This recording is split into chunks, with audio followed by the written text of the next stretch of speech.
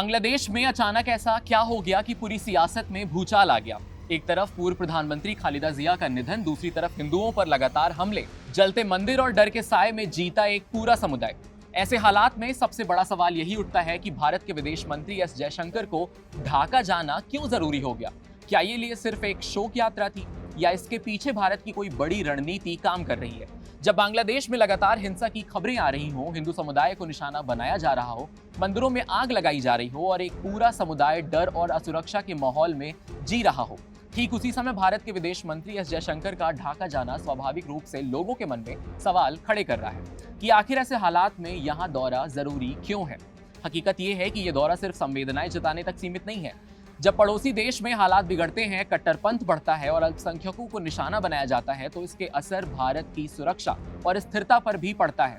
भारत ये अच्छी तरह जानता है कि कमजोर पड़ोसी कब बड़ा खतरा बन जाए कहा नहीं जा सकता।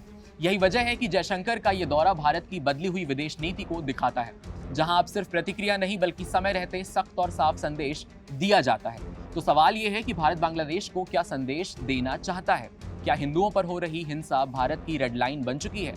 क्या यह दौरा बांग्लादेश की राजनीति और भारत बांग्लादेश के रिश्तों की दिशा बदलने वाला साबित होगा? इन्हीं सवालों के जवाब छुपे हैं आज इस पूरे घटनाक्रम में। दरअसल विदेश मंत्री एस जयशंकर का बांग्लादेश दौरा केवल औपचारिकता नहीं बल्कि एक बड़ा स्ट्रैटेजिक मूव है। कमजोर पड़ोसी कब खतरनाक पड़ोसी बन जाता है कोई कुछ भी नहीं कह सकता और भारत ये जोखिम नहीं ले सकता।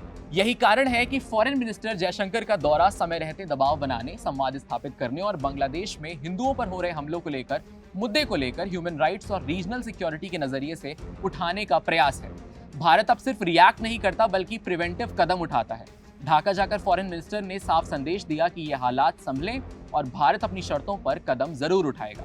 ये दौरा दिखाता है कि भारत की नीति अब केवल दोस्ती पर आधारित नहीं बल्कि सुरक्षा, ह्यूमन राइट्स और रीजनल स्टेबिलिटी के लिए सख्त और स्पष्ट है। पहली नजर में ये यात्रा पूर्व प्रधानमंत्री खालिदा जिया के जनाजे में शामिल होने की औपचारिकता लग सकती है, लेकिन हकीकत में ये उससे कहीं ज्यादा बड़ा, गहरा और रणनीतिक कदम है। भारत जानता है कि पड़ोस में होने वाली घटनाएं सिर्फ वहां तक सीमित नहीं रहती, उनका असर सीमा पार भी पड़ता है। और अगर आज बांग्लादेश में हिंदुओं पर हो रही हिंसा को आंतरिक मामला कहकर टाल दिया गया, तो कल यही कट्टरपंथ और अराजकता भारत की सुरक्षा के लिए सीधी चुनौती बन सकती है। जयशंकर का ढाका जाना दरअसल ये संदेश है कि भारत अब सिर्फ बयान जारी करके या चिंता जताकर पीछे नहीं हटेगा, बल्कि सीधे बातचीत के जरिए दबाव बनाएगा, आमने सामने बैठकर अपनी बात साफ शब्दों में रखेगा। खालिदा जिया के निधन की खबर मिलते ही प्रधानमंत्री मोदी ने ट्विटर पर पोस्ट करते हुए शोक जाहिर किया था। पीएम मोदी ने खालिदा जिया के साथ 2015 में हुई आखिरी मुलाकात भी याद की थी। अब बांग्लादेश में तनाव के माहौल और एंटी इंडिया नैरेटिव फैलाए जाने के बीच भारत के विदेश मंत्री एस जयशंकर की खालिदा जिया के अंतिम संस्कार में मौजूदगी से कई संदेश साफ हो गए हैं। बता दें कि खालिदा जिया के बेटे तारिक रहमान वापसी के बाद से बांग्लादेश के अगले प्रधानमंत्री के लिए स्ट्रॉन्ग कैंडिडेट माने जा रहे हैं। ऐसे में देखना होगा कि बीएनपी की विचारधारा पहले से कितनी बदलती है। भारत ने अब साफ कर दिया है कि हिंदुओं पर हिंसा को वो केवल कानून व्यवस्था का मामला नहीं मानता, बल्कि वो मानवाधिकार और क्षेत्रीय सुरक्षा से जुड़े सीधे सवाल हैं जो इसकी रेड लाइन है।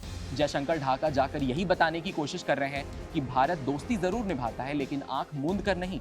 अगर हालात नहीं संभाले गए तो भारत अपने हित की रक्षा स्वयं अपनी शर्तों पर कदम उठाने से पीछे नहीं हटेगा। ऐसे अमेजिंग एक्सपीरियंस देखने के लिए कड़क के यूट्यूब चैनल को सब्सक्राइब करिए, फॉलो करिए इंस्टाग्राम को और देखते रहिए कड़क।